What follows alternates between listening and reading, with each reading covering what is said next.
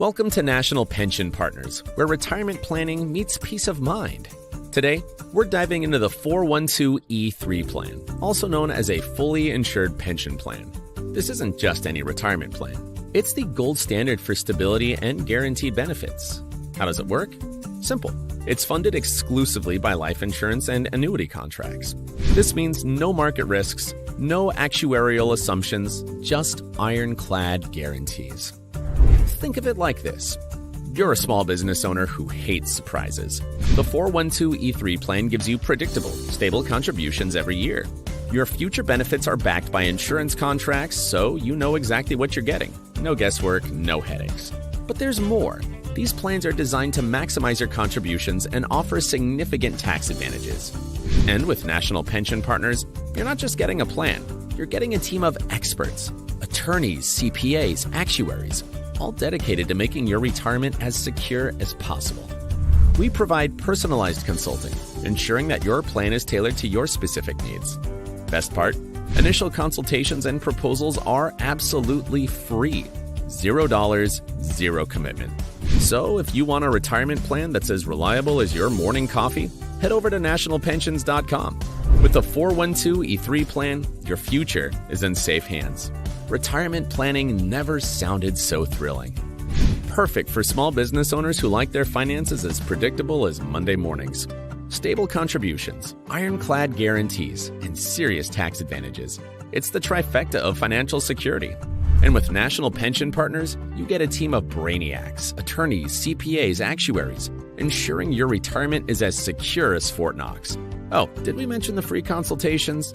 That's right. You get a personalized expert proposal with $0 down. So, if you want a retirement plan that's as reliable as your morning coffee, head over to nationalpensions.com. Because when it comes to your future, boring is the new exciting.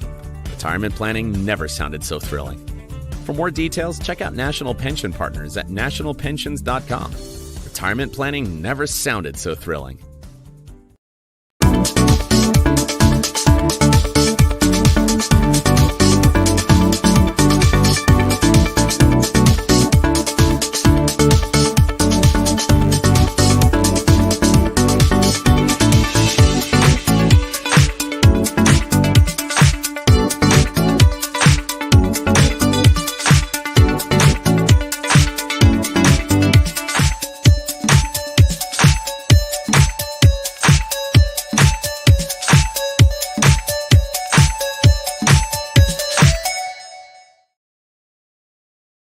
Still talking about that debate and all along those lines.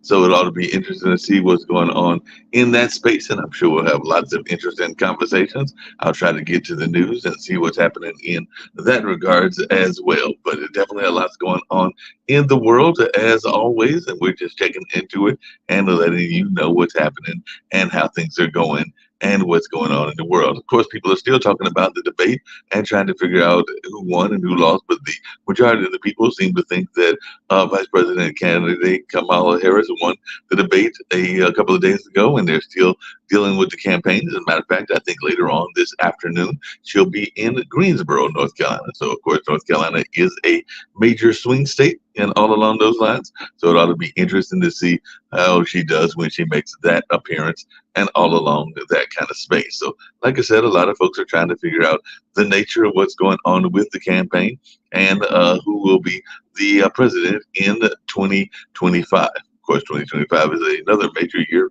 for me as well, since, of course, that'll be the year that the Hayti Heritage Center, or the place that I work at, will be celebrating its 50th anniversary and all along those lines. So a lot of things going on, both in the personal life as well as in the life of things in that way and all that kind of situation. But I know we've got some amazing people here with me, and we're going to see what they've got going on. And apparently the computer's trying to act up and everything, the main computer. So hopefully we'll get that fixed in a little bit and be able to talk on a number of things. But I did see that Nick Powell-Beta and Cam Calhoun and others were here also. So right now we're getting ready to give y'all a little bit of a news briefing. We'll see who else decides to join us and all along those lines. But definitely there's a lot of things that are taking place in the world, and we're very interested to hear more about what folks' reactions are to these events in the world.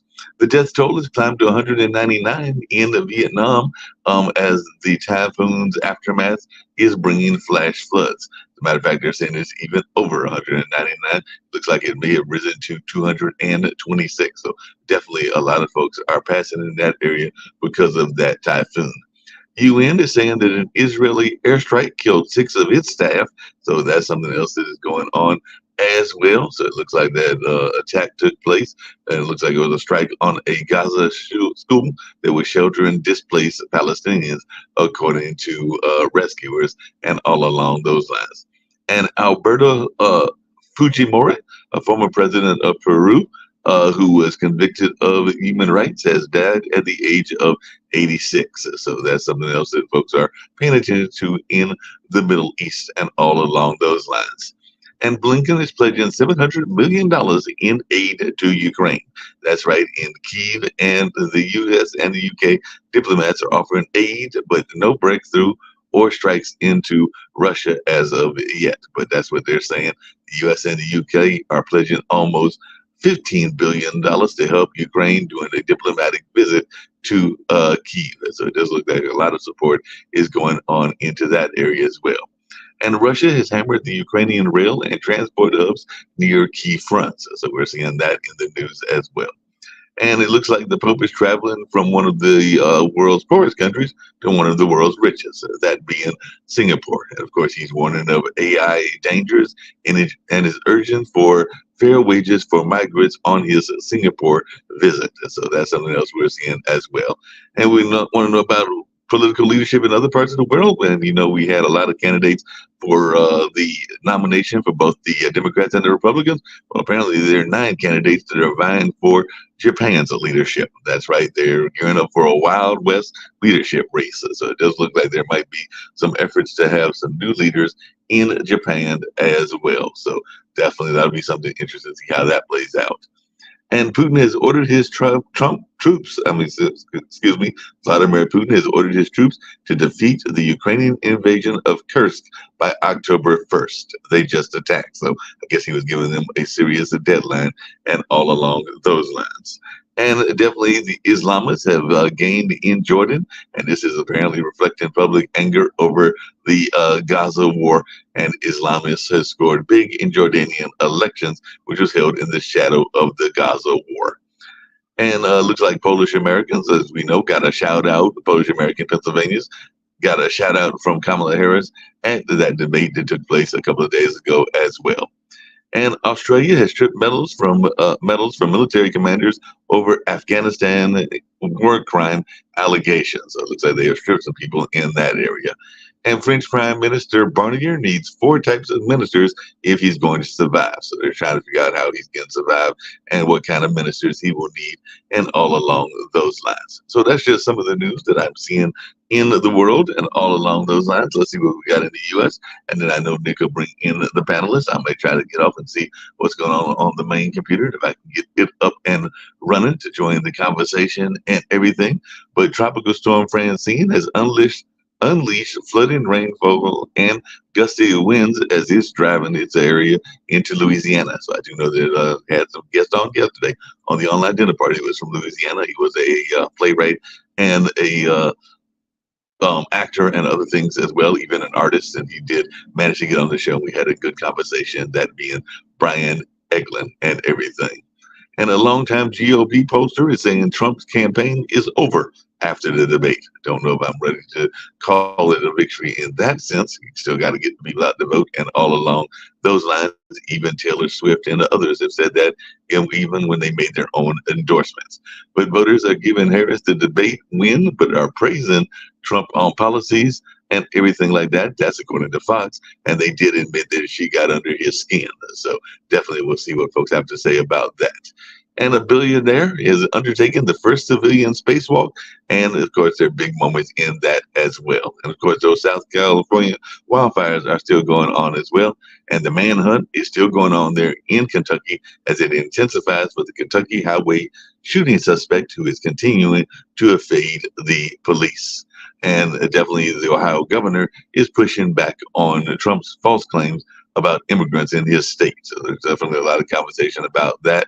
And Trump also tried to sell himself as a leader on IVF, and apparently that angered some of his Republican supporters and all along those lines. So definitely ought to be interesting to see how this goes as well. And apparently Biden was wearing a Trump hat as a 9/11 unity gesture, according to the White House. So Biden shocks the internet by donning a Trump 2024 hat and saying this isn't AI. So Biden posed with children in pro-Trump attire in an awkward photo op and all along those lines. But it does seem like they were having some fun at the 9/11 salute and all along that kind of space. And I think that even Harris and Biden wound up shaking hands at one point or as well. And the impact of the Supreme Court's reversal of affirmative action, some folks are looking at that as well. So definitely it looks like there's even some conversation around Boston University seeing a drop in Black students enrolled after the Supreme Court affirmative action ruling. So that's something that we're seeing as well. And hundreds are gathering on a Seattle beach to remember an American activist that was killed in one of those attacks there in Israel and all along those lines. But like I said, hopefully folks will be coming on and joining us. I'll be bringing them on, and I'll see if I can get things back to running on the main computer and all in that line. But I do see I've got Sasha Starr, so I'll add him to the conversation. I've got Rick Rosner, and I've got others, Toby as well, and they're all being added to the conversation. So like I said, I might drop off and y'all can maintain the conversation for a minute while I try to adjust and all in that space. But definitely, I know Kimberly's over there in Albania, yeah, Albania, and all along those lines. But maybe she'll have some report to us what's going on in that space, and definitely it should be some great conversations. So I'm gonna bounce off for a second and all along those lines. And by the way, just really quickly to let folks know, since I have brought it up in other shows and everything, and I do know y'all keep track of my life in positive news. The surgery went well. Dad is doing good, and apparently he is resting, and is the people are shocked because he's a exercise person as to how good he is doing and all along those lines. It is going well. That's and really wonderful. very positive. That's really wonderful news, Mark. When I saw you coming on your phone, I was like, "Oh no, he's at the hospital. What's happened?" So I'm really glad that's gone well for you. Well, you know, you don't have to worry about keeping the conversation going in dead air because we have Shaquille and Jatobi. The real problem we have to worry about is, can we get a word in edgewise? That's the real problem with Shaquille and Jatobi here. Okay, but with that, the Pod TV LinkedIn poll, in case you don't know, has Trump winning the debate, 51% to 49%.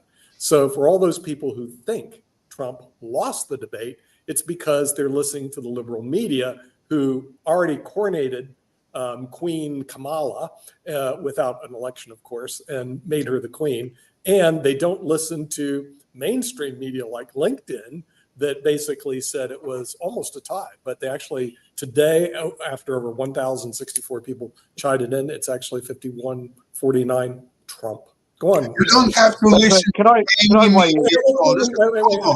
Hold on. All you have to do is to watch the real thing. Watch the debate itself and don't listen to any media's interpretation. I did. And the only reason... Okay, you did very well for yourself. Excellent. Look good is Joe Biden did such a horrible job the first time. So anybody who stood up and did an okay job, brilliant. No, that's okay. Trump won the debate. Right. He will be the next president. He will be president for life. He's the greatest thing since Jesus Christ. That's all.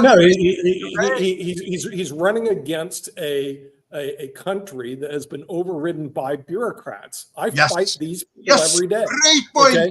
You done well. And there is a debt of $35 trillion, and there is a Medicare is going out the drain, and the Social Security is going down. Yes, really on yes, America is in pain. Yeah. America is going down. Hopefully Trump Trump make is things the right again. only way to save America. Vote for Trump, everybody.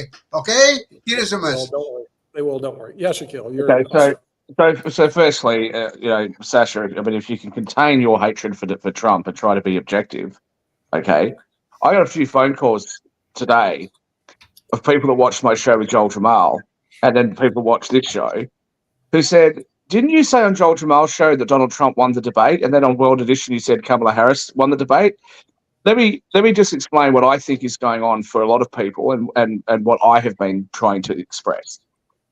For a debate in and of itself, I think Kamala won because I think that she was able to get under his skin a little bit, etc. But for the overall process, the debate within the context of this election, I think Trump wins. And the reason for that is because I don't think that she did enough to sway people. I don't think that she did enough to explain her policies. I don't think that she did enough to address the issues of the accusation that she's flip-flopping. And given that early voting starts in a week in Pennsylvania and then rolls out across the rest of the country, I don't think there's enough time for her to gain the trust of people who are already unhappy about the DNC process and about her complete absence of interviews with the media. That doesn't mean, though, Sasha and Jatovi, that I therefore am a lover of Donald Trump. It doesn't mean that. It just means that when you look at the numbers, when you look at the previous polling and you have a look at the debate, I don't think that she did enough.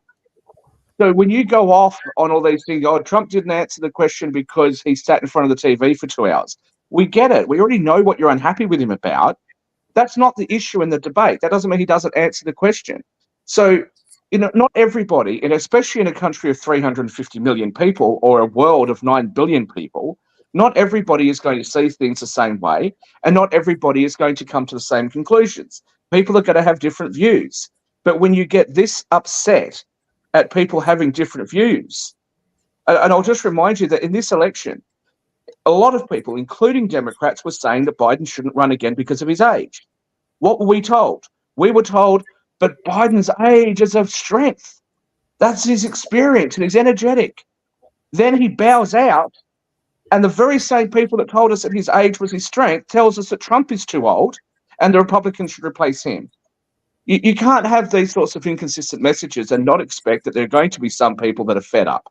Okay, Shaquille, may I respond to a few things? Please. You're saying that Kamala didn't explore that much her politics or so on. You cannot do it in the format of debate when you have 2 minutes to talk and then you have 1 minute to respond. You cannot elaborate on all your policies and give detailed plans or so on. It's simply impossible. This is not a format for that. Now, speaking about Trump, a lot of mainstream Republicans commenting that he did very poorly on the debates. Furthermore, a lot of the Republicans who are running for different offices in upcoming election, they are trying to distance themselves from Trump and to say that no, Trump says one thing, we are standing for different things, and they are trying to be elected because there could be a real bloodbath for Republican Party, or they will lose everything. But again, what difference is that? Who cares? You've seen Democrats switch over to the Republicans, like Tulsi Gabbard. Tulsi Gabbard. Yeah. Why didn't you say hang on, hold up. No, come on, I'll let you go. Hold up. You see them switch sides, and then there's an excuse for it. Oh, well, they're crazy, this and that. I mean, you can't have it both ways. You see Republicans going across the Democrats. You see Democrats going across the Republicans. When the Republicans come to the Democrats, oh, it's awesome. That shows how strong the Democrats are. When Democrats go across the Republicans, it's because those are crazy people. No, Shaquille, you got it wrong. These Republicans are not going to Democrats. No, they remain Republicans. Tulsi Gabbard remains. Oh, hold on, stop it. No, Jon Stewart just told Alan Dershowitz to go and F himself. Stop, okay?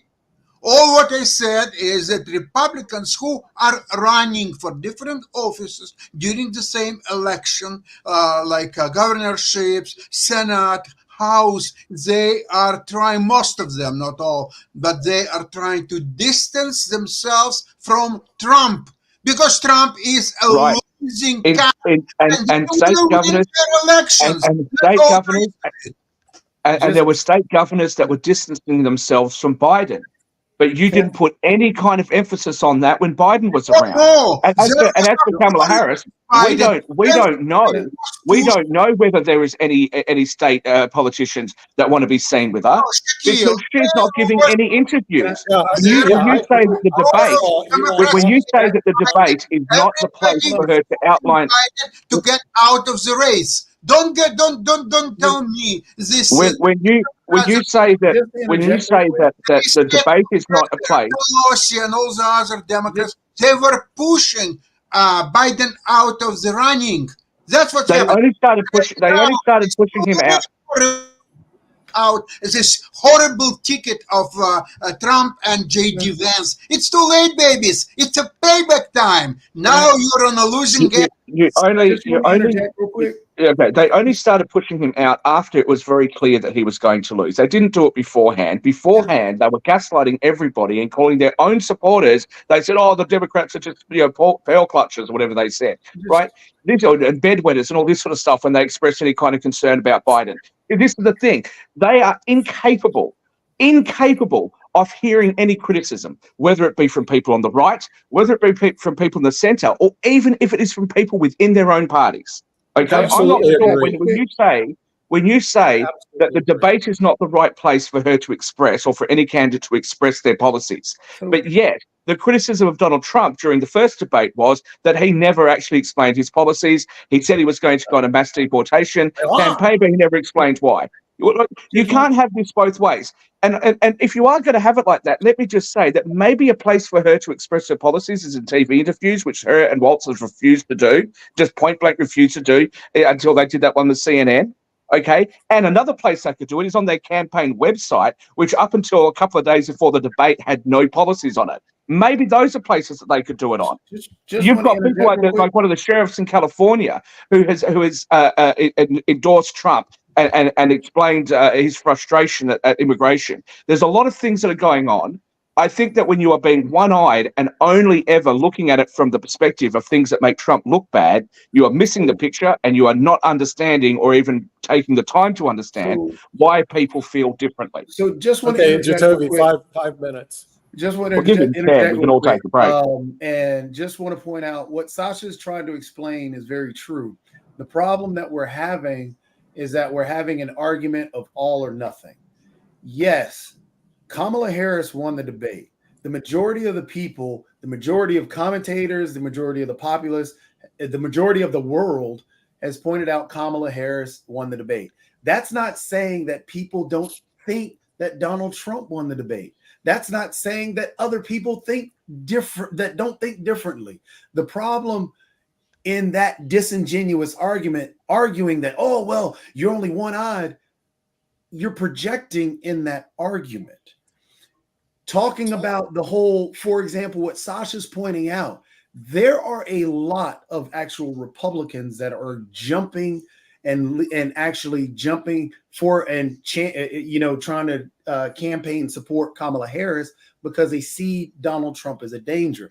That's not saying that there are no Democrats that have left the Democrat Party. But if you look at the majority, you're talking about 200 plus that have left the Republican Party, and you can name 2 of the only Democrats that have left. You're talking about a big differential, but you're trying to make it an equal. It's equal on both sides. No, it's not. That's being very disingenuous and dishonest on the argument. And again, that's not saying that, hey, people who like Trump are bad. That's not saying that people don't like Trump or we're not understanding that. That's just pointing out a fact that, for example, Alberto Gonzalez came out today. He was Bush's former attorney general. that just stated that many lawyers, or that he's talking about, he's pushing for Kamala Harris now. No attorney general has come out and said, well, hey, I see Kamala Harris as a bad individual. Oh, there could be some out there that are not coming out and saying it. That's not my argument. What I'm pointing out to you is something that has happened. But there is no fair and balance, this and that. It's equal. That's a disingenuous argument. That's projection. And when we're talking about in the past, yes, Joe Biden was old. That was the biggest argument, and that was what Trump was running on. Joe Biden was old. That was the only thing that he was running on, because the economy issue was actually not landing. So he started pushing the old argument, and he ran with the old argument. And even on this show, we argued about his age and how it was only a 3-year differential between Donald Trump and Joe Biden. And then when the debate happened, everybody, there were a few. I noticed, Shaq, that you didn't say there were a few that, felt that Joe Biden was okay. No, everybody, you included, agreed Joe Biden was old, and he looked old, and he fit into the actual talking point that he was never going to get over, because age is something that you're not going to just reverse. Ponce de Leon could never find the fountain of youth. Nobody could. So therefore, Joe Biden fell into that trap.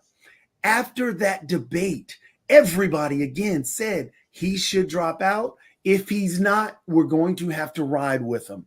That's all they said. And then when he decided, he wasn't forced out, he saw the reality and the writing written on the wall that he was going to lose. He did not accept the nomination. He had not won the actual primaries. So therefore, he decided that he ended up dropping out of the race because there was something that he could not get over. And the polls were showing that he was never going to get over that. So then when Kamala Harris put in the work and actually got all the delegates, and then ended up winning in the polls of the Democrat Party themselves, had an 80% poll, the Democrats wanted Kamala Harris. So she accepted the nomination after winning it, basically going to the delegates, which is the way our elections work, which is the way the Democrat Party runs their elections. Same with the Republicans. So she took that, and now the polls are split even. She's having a lot of work to do. She has done one interview, and now I think she will do more, especially off of this debate. You're 5 minutes. Both right. Okay, let's monologue. I did suggest you give him 10. I still got my 5 minutes. I only started at 24. So you said I got 5, Nick. You got 5. You got it in. Okay, let's go to Rick. Hang on, Rick. He said again. We need to wait for him to repeat everything he just said again. No, he'll talk for another. Okay, look. The gold standard. I don't get to talk much later. It's Shaq who gets the other whatever, just like when all right, everybody, less monologuing. Everybody needs to make their points more quickly on this freaking show, like real TV. Yeah, just get to the point, Toby. He was there for 5 minutes. All right, gold standard of who won the debate is CNN, which says 63 to 37. The problem with that is CNN only surveyed 600 people. So the only halfway reasonable way to say who won the debate is to see what happens with the polls over the next week. It takes a few days for people to be polled and those numbers to come up on, earthquake right now. All right, that was like a 4.3 or something. Anyway. Did you feel it? Is it something you can feel? It just shook, yeah. So. Oh, okay. Do you want to move to Australia? We're much safer. We've got the same weather. We don't have these sorts of events. Yeah, maybe so. But we've been having quite a few lately. Anyway, it's going to take a few more days to see what, larger polls of people in whether it moves Harris. I'm guessing it'll move Harris by 1% or 2, but I might be optimistic. We don't know. Let's listen to Can I Kim. just say a couple of things? Sorry, Kim. I didn't see you come in. Sorry, Kim, go for it. Kim? Yeah. Jim, you're up. Just a minute. I know I'm up. Hold on. Are you just a minute, driving? I hope guys. I'm not. still in Albania. We're driving to Tirana with two lovely ladies that When you put in the Can you airbag, hear me? Oh, that was a 5.1 I in can hear you. Malibu. we can hear you now, Kim. Hold on a All second, Rick. right. That earthquake was a 5.1 centered in Malibu. Hold on a second, Rick. Oh, wow. Wow. Is everyone okay? Everybody's good. A 5.1? Wow. Well, that's pretty preliminary. The tremendous. number usually changes. There's a first immediate number, Yeah. and then they get more data, and the number changes. Right. So, well, I hope everybody's okay. Things are pretty good here. We've had a wonderful trip, seeing some fascinating history, to me, far greater and more interesting than the Ark of Covenant, the mysteries behind some of these things. But I want to touch a little bit about what you guys were talking about. And, in the beginning, the campaign was based on, Biden is too old, he doesn't need to be here. But one of the things people were not noticing was Trump was suffering from some of the same problems as well. He just knew how to carry it better. But I watched many, if not all of his interviews, and I was stunned at the fact that nobody, including Hannity, who loves Trump very, very much, hasn't said anything. They've just kind of rode with it. But they would have to ask him the same question 3 or 4 times. Sean Hannity would even say, Trump, please just focus on the answer. I'm going to ask this question one more time. I noticed this happening more and more. He would stick to 3 items. 3, abortion, and for some reason babbling on and on about women executing babies, which we need somebody to shut that and put a sock in it, because people in the rest of the world don't know that that's not true. We are not executing babies in our country, and we need a sock put in it. And we need to put a sock in a couple of the other things that he's saying that are not true. But he sticks with 3 things. If they don't ask him the questions, then he'll just repeat the same answers over and over, which at first I thought was a really good tactic to campaign with. He's just going to get his campaign out there. But at this debate, I realized it wasn't that. And I think watching Hannity, because I watched it before the edits were done, and that was Sean Hannity's interview. I think that he's losing it a little bit. And I think that he was riding on some of the things that J.D. Vance said. But something that he said in this debate kind of bothered me a little bit, is that, what J.D. Vance says and what I say or do, we're 2 different people. Of course you are. But you're vice president and president working on the same campaign.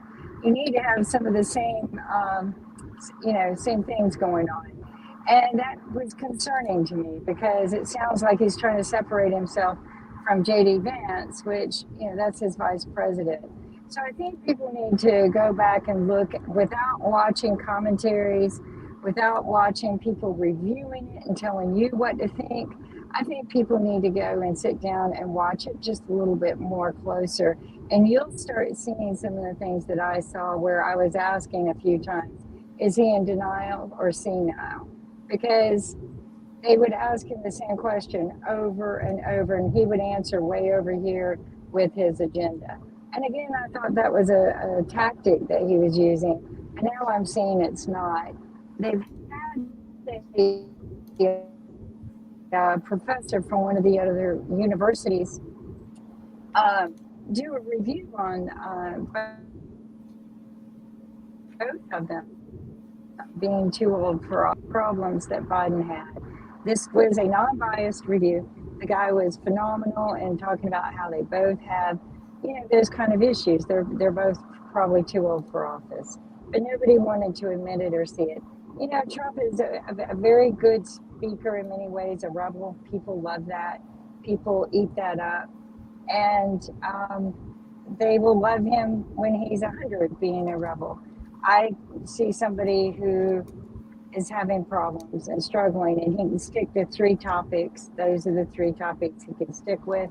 I'm a little curious about the dog and cat eating rampage he went on, but he's been on this for a little while. But I want people to know women are not executing their babies. I don't believe people are eating other people's pets. And I just think that he's on a Trump rampage. People love it, though. People love it. And I think that this hasn't really hurt him as much as people think with the people that will vote. I think this has hurt him with the people, like the people he's running with. I think that they're losing faith in him, and they're starting to see what I have seen for the past 6 months. So that's Right, so my they- view on that. So I stopped because she came on. Okay. They revised the earthquake. They revised it down to 4.6. Where we are, if the Okay. election were held today, Harris would win the popular vote by about 3 million votes. That is They just had Hillary an earthquake in Clinton. California. That's Hillary One of my Clinton hosts are territory. there. She'll win the popular vote, but but they just narrowly lose the electoral college. But we still have 8 weeks to go. And Right. So that was specifically the point that I was making before I actually specifically referenced the electoral college system in what I said to Sasha at the end of yesterday's show. That a bump in her popularity doesn't necessarily correlate to her winning the election. And for her to have won, or like for her for that debate to have been really successful, she had to do something that was more than what she did. That doesn't mean that it wasn't a good performance. I thought it was. As for some of the points that Kimberly's made about Donald Trump slipping, look, I think everybody starts to slip.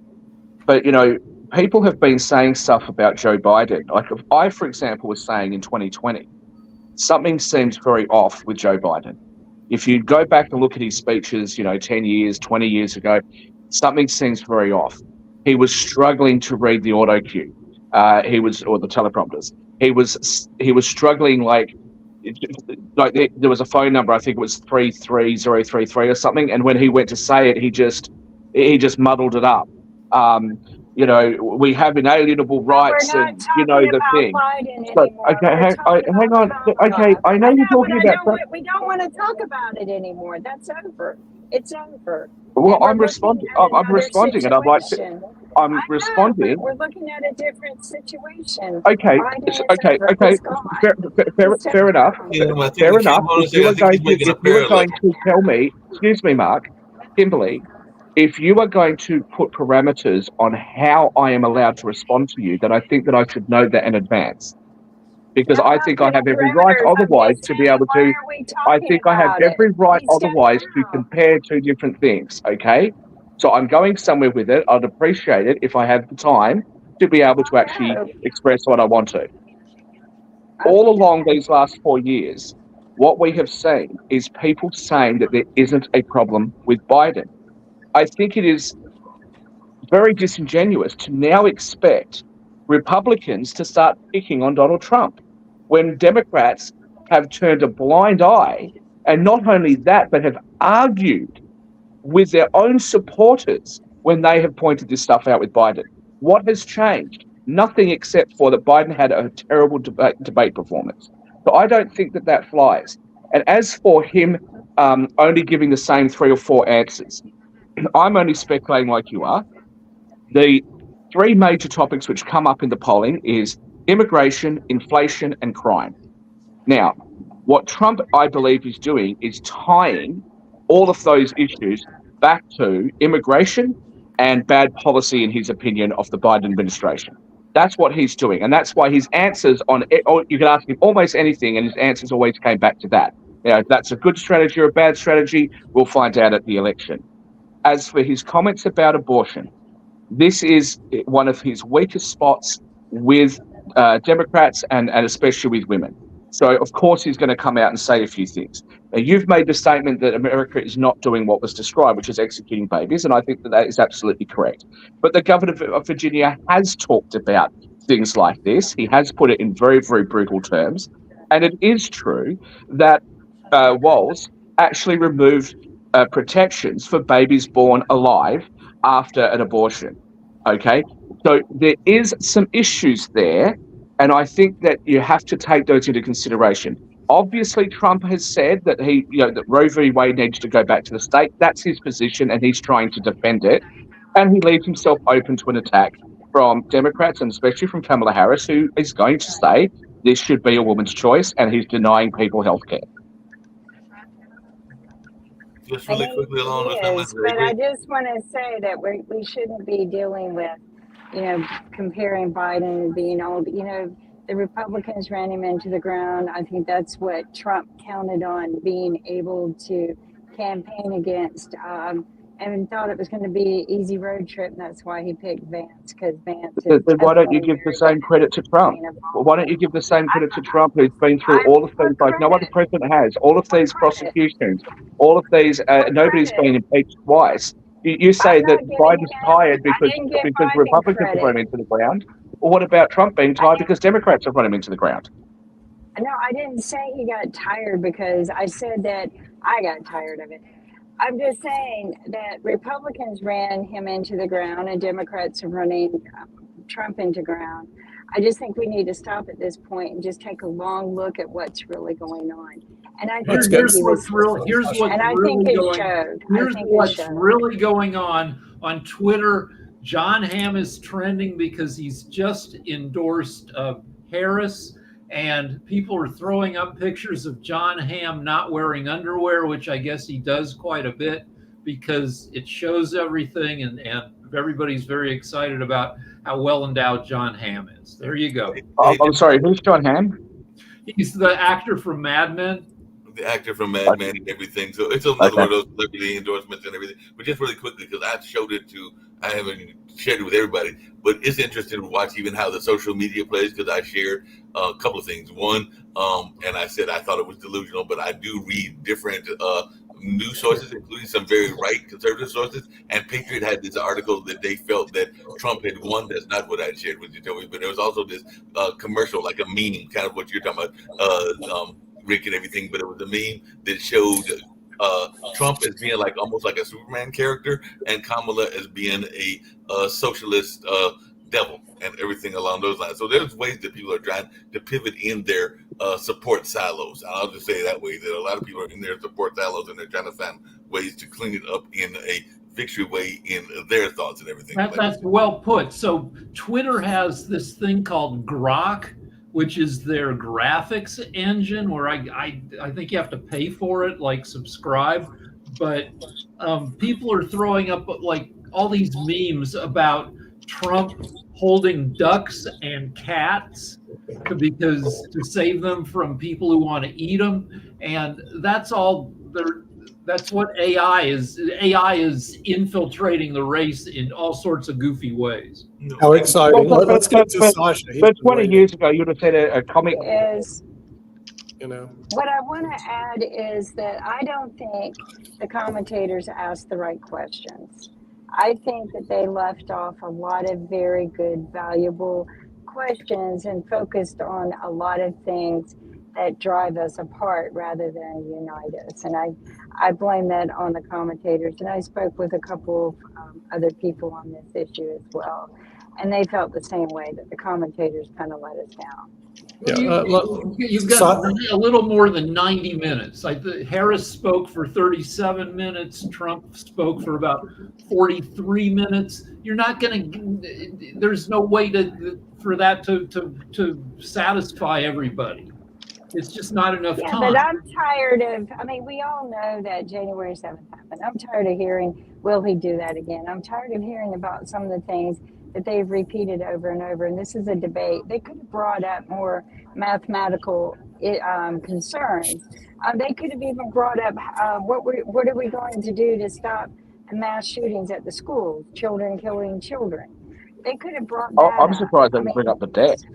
the debt is something they should have brought up. Oh, I mean, that's a massive issue. I told you Kamala they're did. going to avoid all the Kamala tough brought it issues. up briefly in the very beginning. She mentioned it, but they didn't ask the question. But she did comment on a brief moment of it, which I thought I was very proud of her for doing that. The most important issue, interest on the national debt, interest, which we get nothing for, is the number one budget item. What's your plan?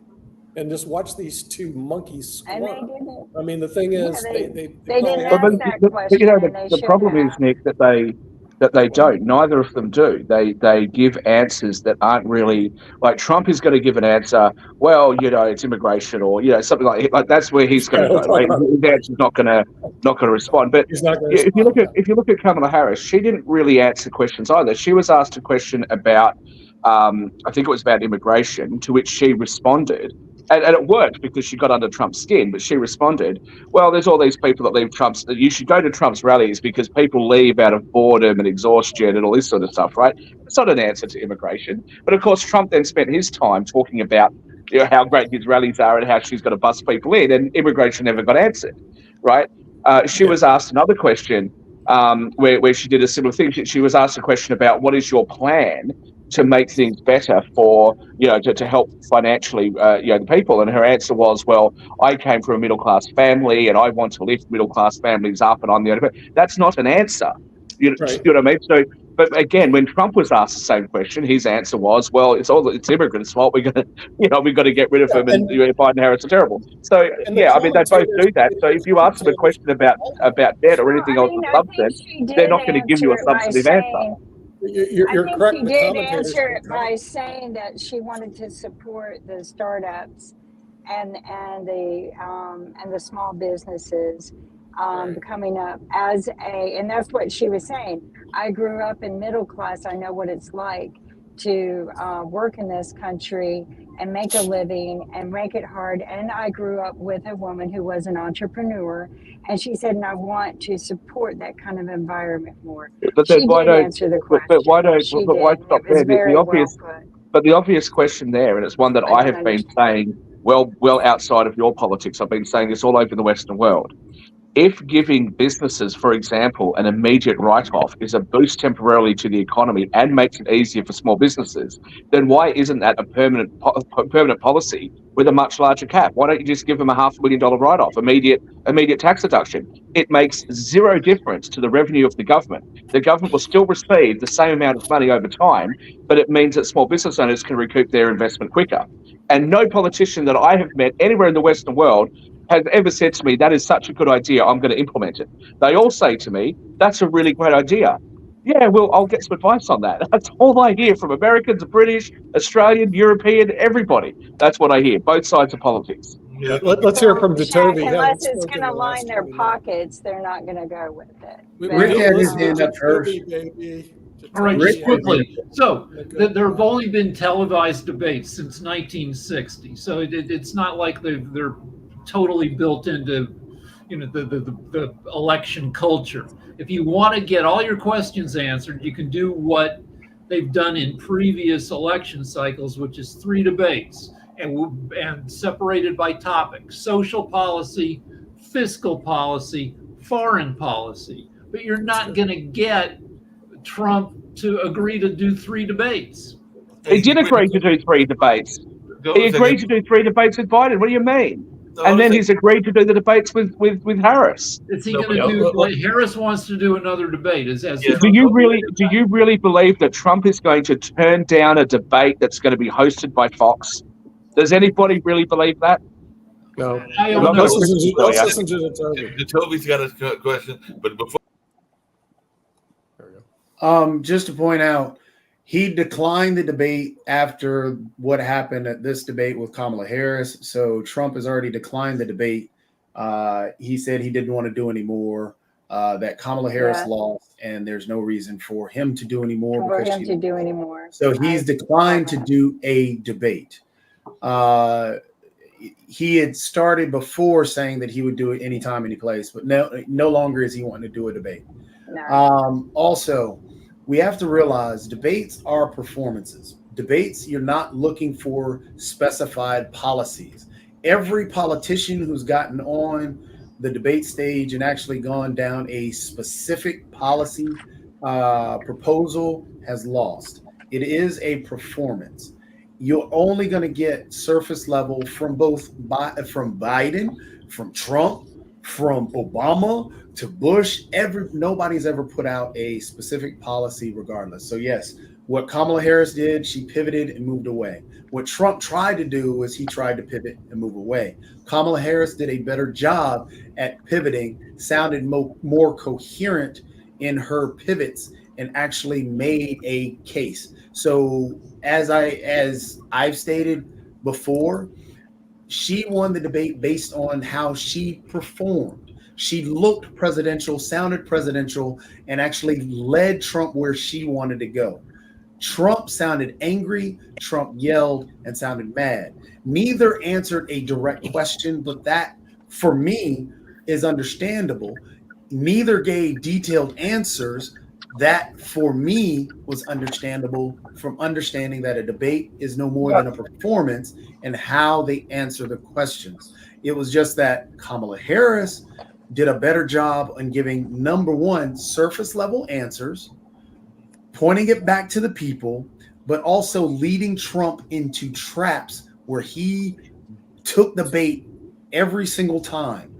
And it's not a Compton, we're not, when I'm saying this, I'm not saying that Kamala Harris did a phenomenal, fabulous job.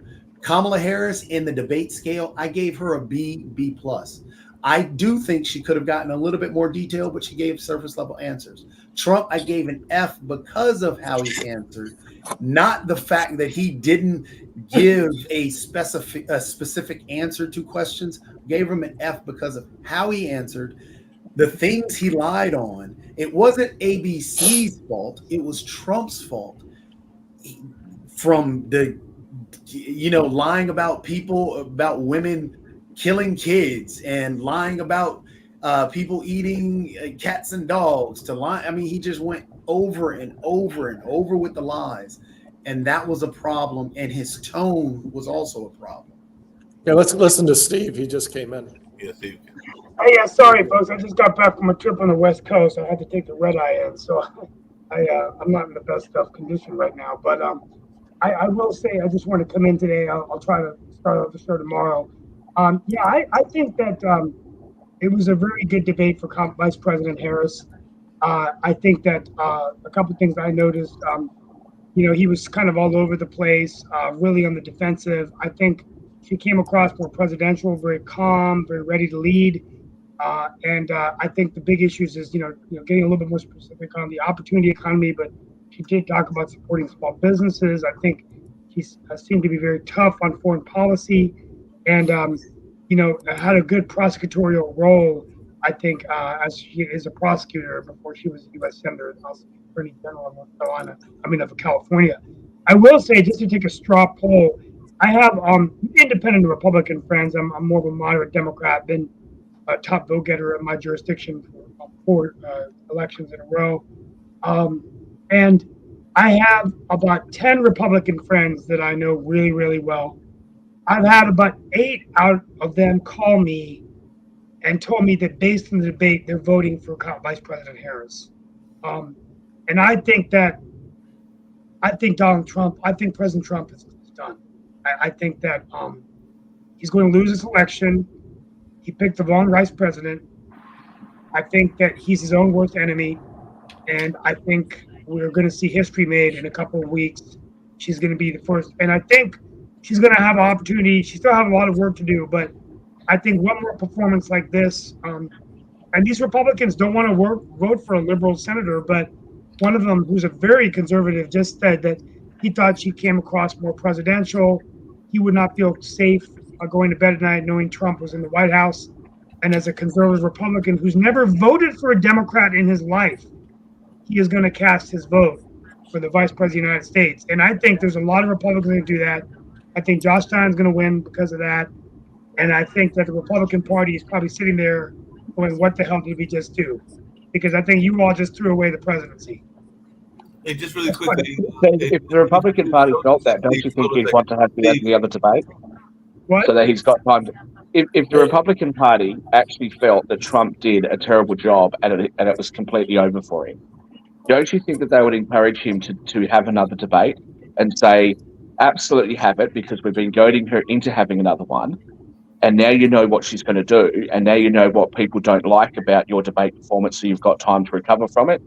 I mean, I didn't know that he turned it down. Jacoby, I stand corrected after what Jacoby said, but look, a lot of the things that people are saying that Kamala did that was good are not the sort of things that are going to resonate with the majority of people that are voting for the Republicans or voting for Trump. It might be with some, but you also, again, and I know I've repeated this point quite a few times, you also have to look at the Electoral College. If a bunch of Republicans that live in Newport Beach in California have decided to vote for Kamala Harris, it's going to have absolutely no difference to the election. So it's whether or not the people in those swing states, especially Pennsylvania, whether or not they're going to change their minds. And I think that you're seeing the same sort of way. It's worse than that. People gravitate toward the norm. When I first put the poll out, Kamala Harris was winning like 60 to 40.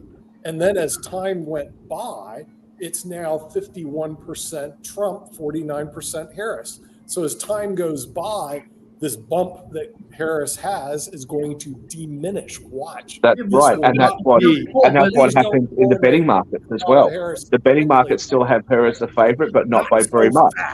And if the polls indicate that she has a 2 or 3 point lead, that means, based on your system, that Trump wins the election. Now we can debate whether that's fair, but that's how the results will come out. We only got a few more minutes. I want to ask a question, though. I have a question. Why is it that anytime Trump does anything wrong, or J.D. Vance says something stupid, which is constantly, or if Trump lies, that there's always an excuse that, ABC, they were abusing their powers and not being fair. They're not being fair. Why is there always an excuse rather than he just Can I have a go at answering that question? Can I have a go at answering that question? I mean, I'm tired of the excuses for him. Okay, so you asked the question. Can I answer it? Yeah. Can I answer it? So I would say this. I don't think that there are excuses being made at all. If you have a watch of Fox News, Sky News in Australia, right-wing media around the world, the eating dogs and cats comments didn't go down very well. People have actually expressed that he should have, they should have conducted himself differently, and they looked maybe a little bit rattled, maybe didn't want to be seen to be beating up on a woman of colour. A lot of people said that it was a bad performance. That has been said all over right-wing media. But I don't think it is unfair for people to point out that when Kamala Harris says things that were clearly not true, that were lies, is what is attributed to Trump, that nobody fact-checked him. I don't think it is unfair for people to say that the head of that department at ABC is not just a personal friend of Harris's, but introduced her to a husband. Like, I think that those are things that people have a right to say, because if it was the other way around, and this happened on Fox, Democrats would go ballistic about it. They would be all over it, and it's even worse than that. If you ever see The View and you see these commentators from the left media, they hate Trump at The View. Then they create all their arguments why. They don't start off with let's go take a look. This is how vicious. This is how vicious they are. The View attacked Usher for not. The View attacked Usher for not destroying, for not complaining about Trump. And now Taylor Swift has been attacked online because there was a photograph of her with the wife of a football player, okay, and the football player liked and then unliked an Instagram post by Donald Trump, and so therefore she is associated with somebody who associates with Trump, and she should have cut him out of her life. So therefore, Taylor Swift has poor judgment. This is how vicious and how ridiculous some of the arguments are on the other side. Okay, all right. So The View is designed to have 4 libs and 1 conservative, the same way as the 5 on Fox. Stop it! There is no conservatives on now. When you talk, hold it. So your LinkedIn poll. The trouble is when MAGAs find an online poll, they will flood it So it doesn't give reliable information. Now, Or maybe people who work actually want Republicans. Let's talk about the leading up to the election. Right now, Harris is leading by maybe 3 popular vote. If it were held today, 3 million. Not enough. She needs to win by 5 million votes. What'll help determine whether she can do that or not is ad buys. Right now, the Republicans and the Democrats each have about 380 to 350 million bucks to spend on ad buys. And then the other factor is rallying. There's, both of them are going to be having tons of rallies, and then no October surprise. The Hillary's October surprise, when James Comey said she was under investigation by the FBI, cost her maybe 2 million votes and the election. So those are your factors. Because we got to get ready to wrap up. I do see you, Sylvia. I want you to make your quick comments quickly and everything. But Steve, are you going to Greensboro? Because I do know that Kamala is coming to Greensboro, and I just didn't know if you were going to that. I'm tired. I'm going on the radio to talk about it. But no, I'm just too tired. I've been there so many times at this point. I don't think I'm going to do any more rallies at this point. It takes pretty much 7 or 8 hours out of a day.